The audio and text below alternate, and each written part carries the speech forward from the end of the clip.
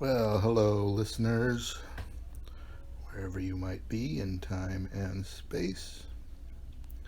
And let us move right along here with Jurgen, A Comedy of Justice by James Branch Cabell. Chapter 33, Farewell to Caloris. Now the Philistines led out their prisoners and made ready to inflict the doom which was decreed. And they permitted the young king of Eubonia to speak with Caloris. Farewell to you now, Jurgen, says Caloris, weeping softly. It is little I care what foolish words these priests of Philistia may utter against me, but the big-armed axemen are felling my tree yonder, to get them timber to make a bedstead for the queen of Philistia, for that is what this Queen Dolores ordered them to do the first thing this morning. And Jurgen raised his hands. You women, he said, what man would ever have thought of that?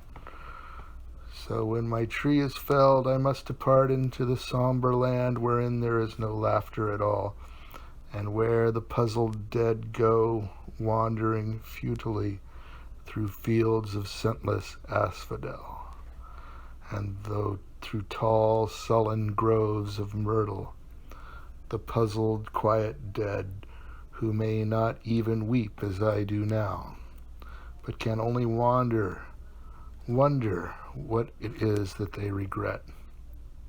And I too must taste of Lethe and forget all I have loved. You should give thanks to the imagination of your forefathers, my dear, that your doom is no worse. For I am going into a more barbaric limbo, into the hell of a people who thought entirely too much about flames and pitchforks, says Jurgen ruefully. I tell you it is the deuce and all to come of morbid ancestry. And he kissed Cloris upon the brow. My dear, dear girl, he said with a gulp, as long as you remember me, do so with charity. Jurgen, and she clung close to him, you were not ever unkind, not even for a moment. Jurgen, you have not ever spoken one harsh word to me or any other person in all the while we were together. Oh, Jurgen, whom I have loved as you could love nobody, it was not much those other women had left me to worship. And indeed, it is a pity that you loved me, Cloris, for I was not worthy. And for the instant, Jurgen meant it. If any other person said that, Jurgen, I would be very angry. And even to hear you say it troubles me, because there was never a hamadryad between two hills that had a husband one half so clever foolish as he made light of time and chance, with his sleek black head cocked to one side and his mischievous brown eyes a twinkle. And Jurgen wondered that this should be the notion Dolores had of him, and that a gesture should be the thing she remembered about him. And he was doubly assured that no woman bothers to understand the man she elects to love and cosset and slave for. Oh, woman dear, says Jurgen, but I have loved you, and my heart is water now that you are taken from me. And to remember your ways and the joy I had in them will be a big and grinding sorrow in the long time to come. Oh, not with any heroic love have I loved you, nor with the madness and high dreams, nor with much talking either, but with a love befitting my condition, with a quiet and cordial love.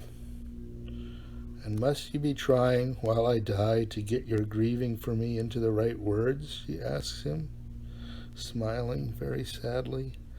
No matter, you are Jurgen, and I have loved you, and I am glad that I shall know nothing about it when in the long time to come you will be telling so many other women about what was said by Zorobasius and Ptolemy, and when you will be posturing and romancing for their delight. For presently I shall have tasted Lethe, and presently I shall have forgotten you, King Jurgen, and all the joy I had in you, and all the pride and all the love I had for you, King Jurgen, who loved me as much as you were able. Why, and will there be any love-making, do you think, in hell? He asked her with a doleful smile. There will be love-making, she replied, wherever you go, King Jurgen, and there will be women to listen. And at the last there will be a bean-pole of a woman in a wig. I am sorry, he said, and yet I have loved you, Calorus. That is my comfort now, and presently there will be Lethe. I put the greater faith in Lethe, and still I cannot help but love you, Jurgen, in whom I have no faith at all. He said again, I am not worthy. They kissed. Then each of them was conveyed to an appropriate doom. And tears were in the eyes of Jurgen, who was not used to weep, and he thought not at all of what was to befall him, but only of this and that small trivial thing which would have pleased his Calorus had Jurgen done it, and which for one reason or another Jurgen had left undone.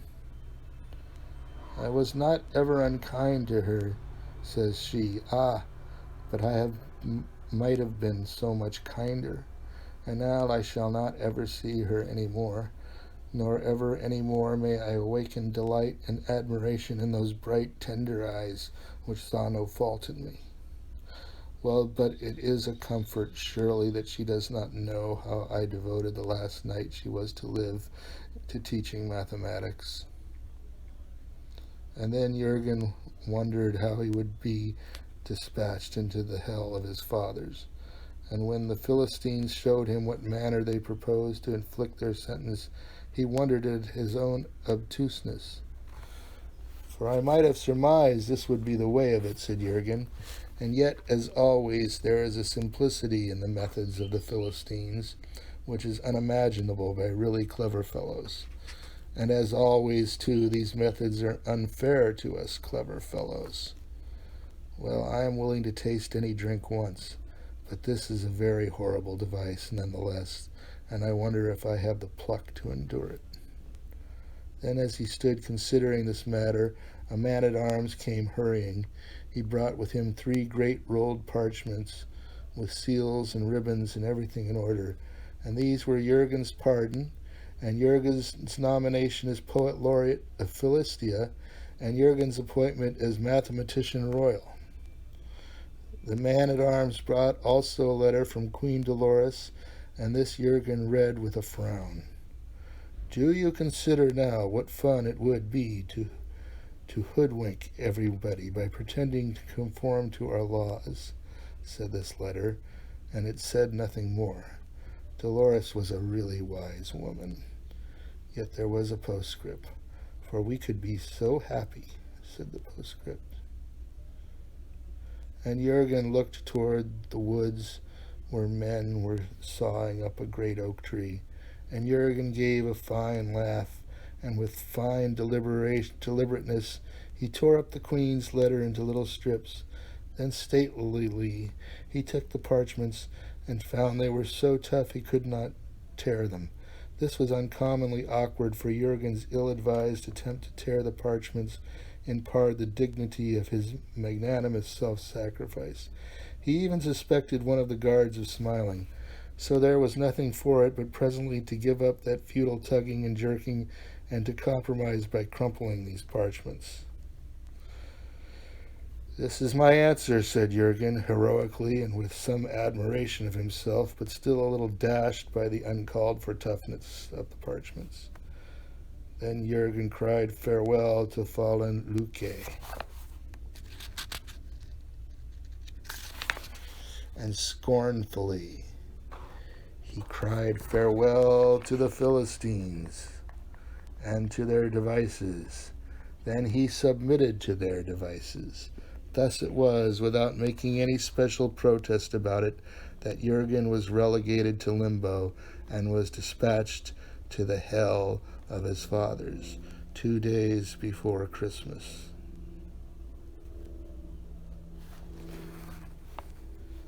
Chapter 34. How Emperor Jurgen fared infernally.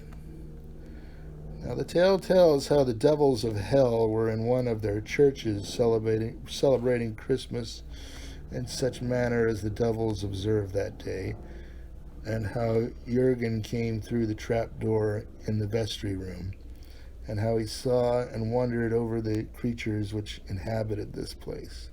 For to him, after the Christmas services came all such devils as his fathers had foretold, and in not a hair or scale or talon did they differ from the worst that anybody had been able to imagine. Anatomy is hereabouts even more inconsequent than inconscient, was Jurgen's first reflection. But the first thing the devils did was to search Jurgen very carefully in order to make sure he was not bringing any water into hell. Now who may you be that come to us alive in a fine shirt of which we never saw the like before? Asked Dirthacan. He had the head of a tiger, but otherwise the appearance of a large bird, with shining feathers and 4 feet. His neck was yellow, his body green, and his feet black.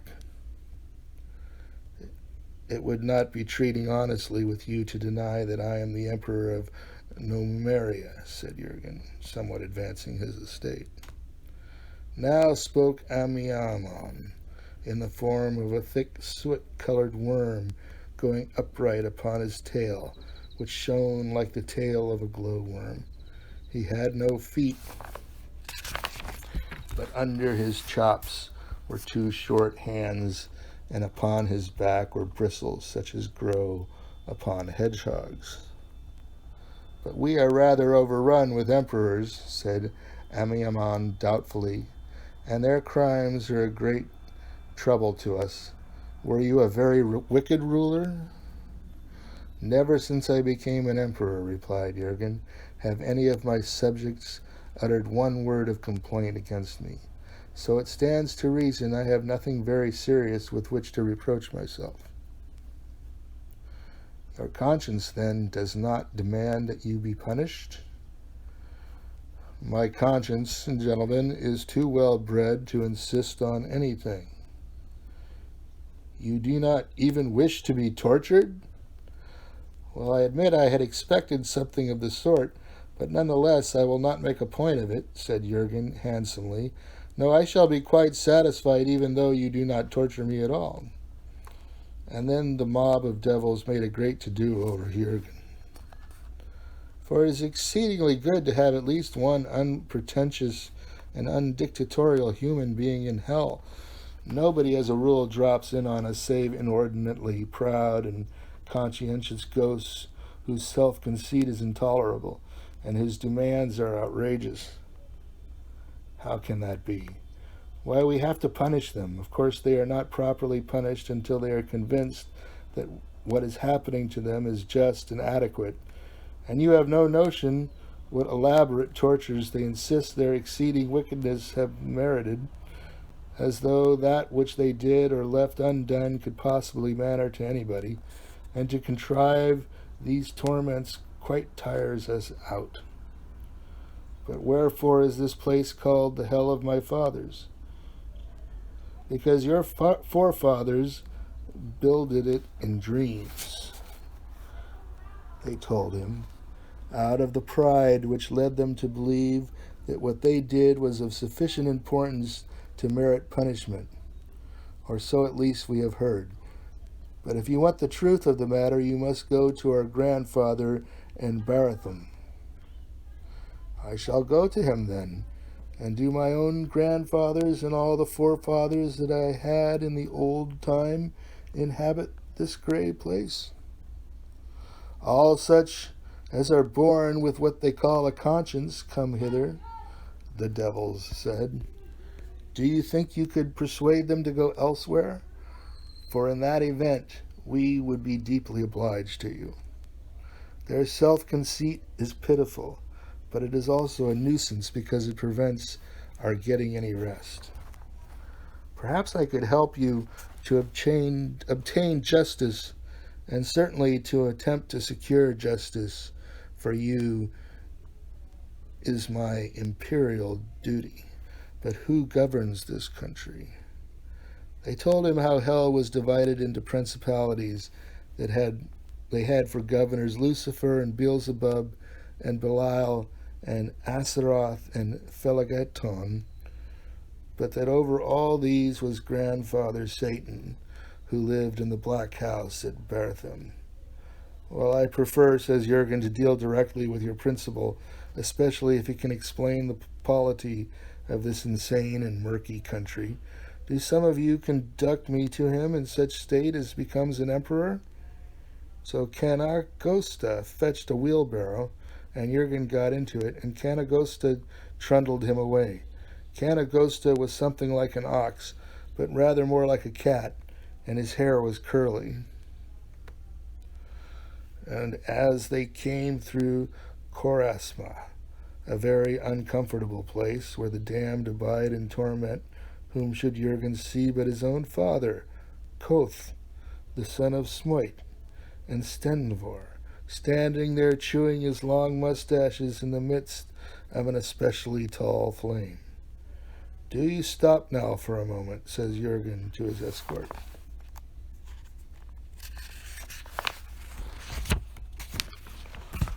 Oh, but this is the most vexatious person in all hell, cried Canagosta, and a person whom there is absolutely no pleasing.